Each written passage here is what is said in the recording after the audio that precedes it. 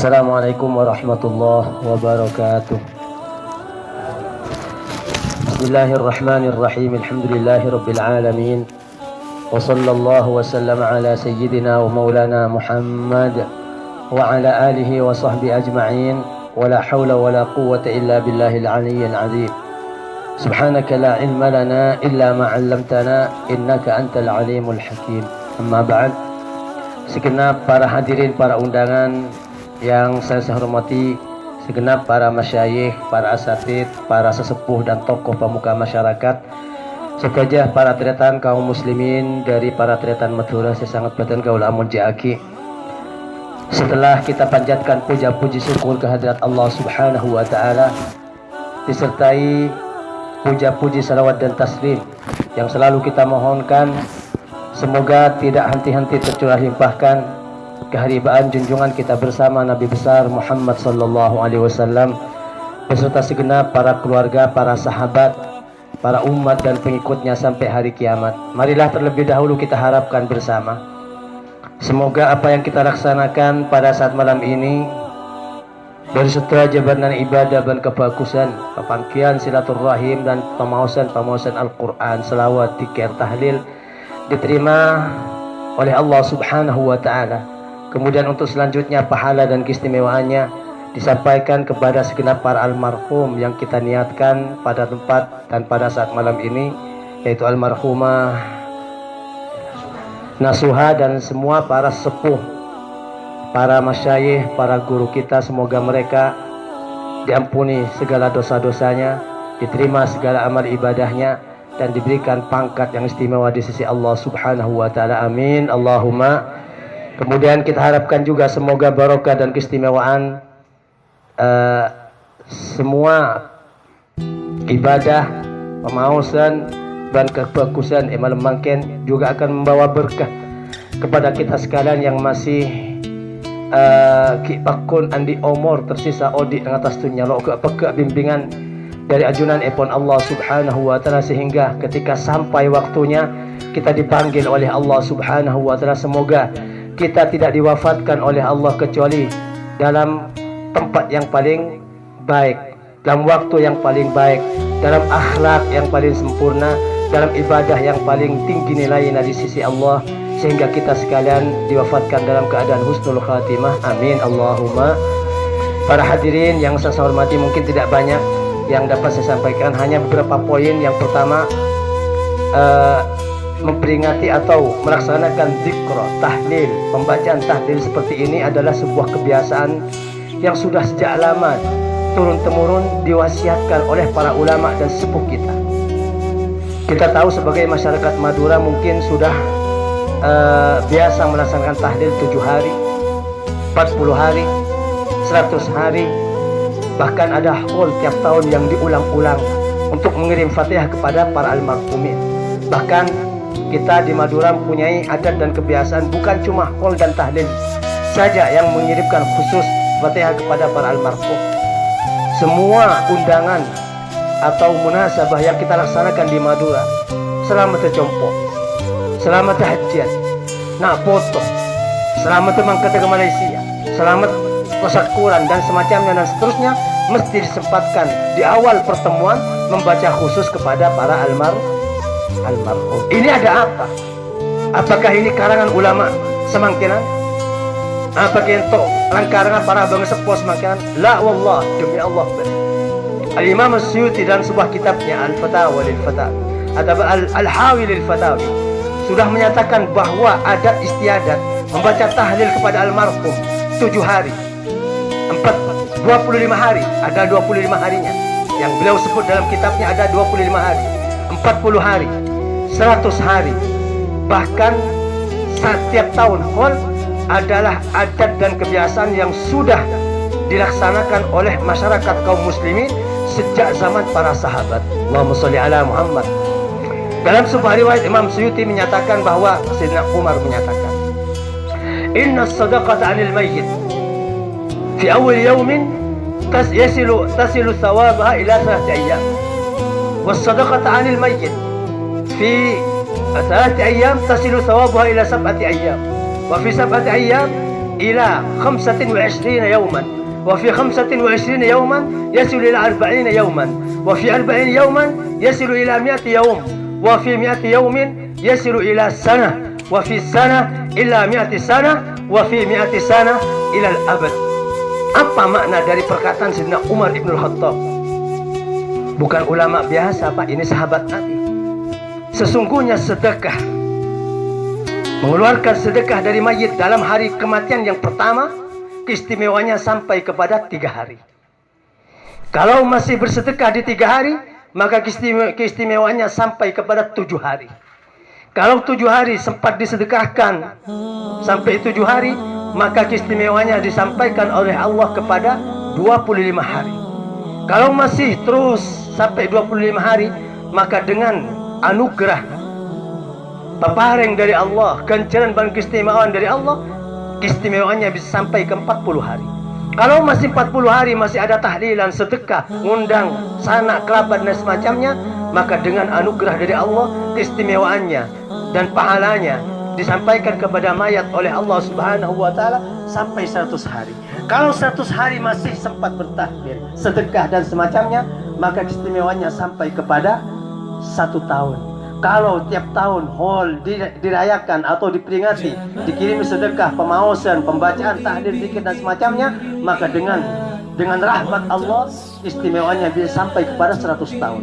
Kalau sudah tiap tahun diperingati, berarti seorang almarhum bisa mempunyai jaminan sampai 100 tahun. Ketika punya jaminan 100 tahun, maka dengan fadl dan karam dan anugerah dari Allah bisa disampaikan untuk selamanya sampai hari kiamat. Semoga demikian apa adanya, amin Allahumma.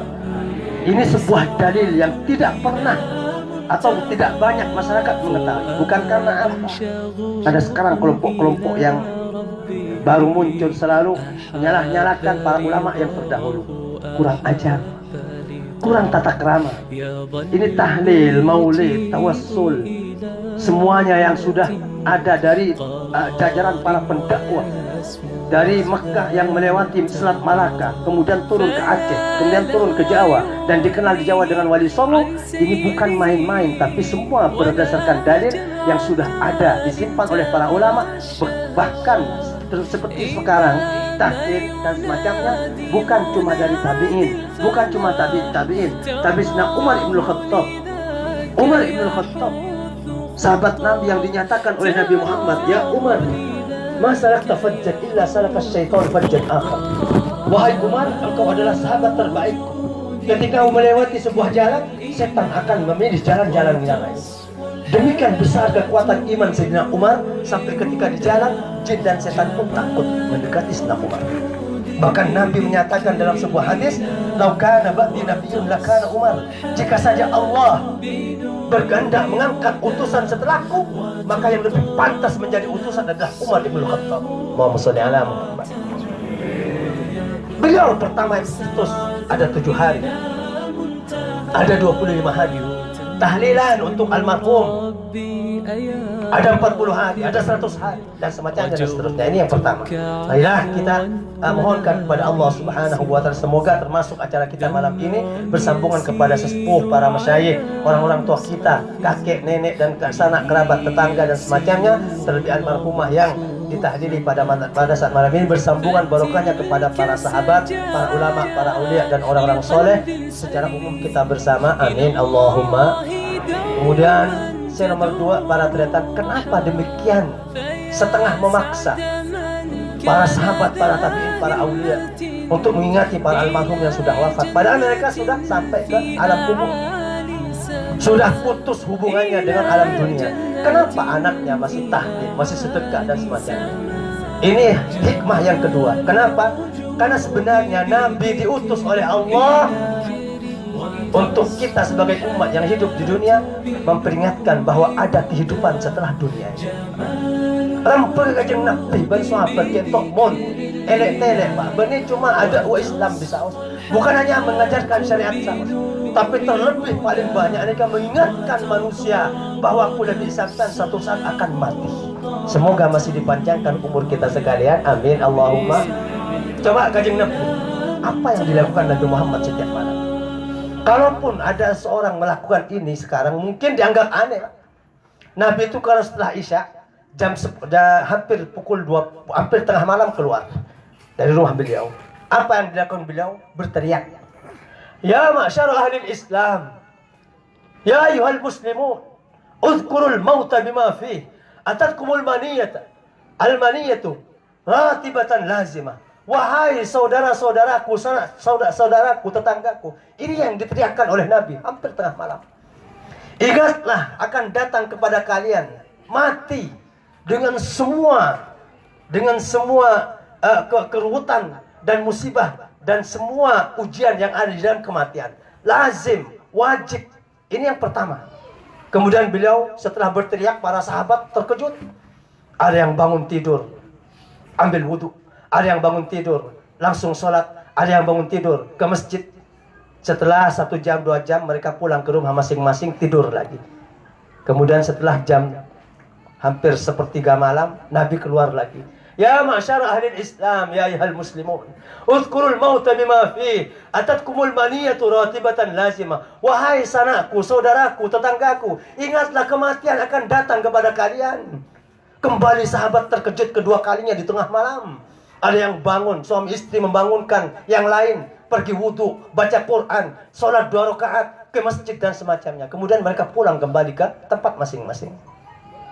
Kemudian yang ketiga kalinya hampir subuh, Nabi kembali berteriak di depan rumah beliau. Ini yang dilakukan Nabi tiap malam. Coba, saya ke Muhammad Ustaz semakin. Telo kali pen malam atuat dek kata tangke dengan ini kapai kalian tong. Allahumma sholli ala Muhammad. Tapi inilah adat dan kebiasaan Nabi dulu, memperingatkan kematian kepada sanak saudaranya paling sedikit 3 kali tiap malam. Coba, nah Utsman ibn Affan tidak pernah bisa melewati kuburan, mesti nangis, mesti menangis sampai air matanya membasahi janggut dan janggut dagu beliau. Sampai ditanyakan oleh sebagian sahabat yang lain, wahai Sayyidina Utsman, engkau ketika mengingat surga nangis biasa, ketika mengingat neraka, nangis biasa. Tapi ketika lewat di kuburan, kenapa tangisanmu demikian banyak sampai janggutmu besar dengan air mata? Ada apa? Nah, Utsman menyatakan, saya pernah mendengar Nabi Muhammad SAW bersabda dalam sebuah hadis beliau, innal qabra awwalu manzilin min manazilil akhirah. Sesungguhnya kuburan ini adalah terminal pertama dari sekian banyak terminal-terminal alam akhirat.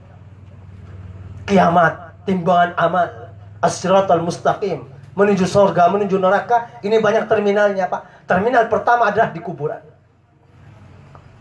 Fa'in salimta fi, fa'in wajada al-abdu fihi khafifan, fama ba'dahu akhaf.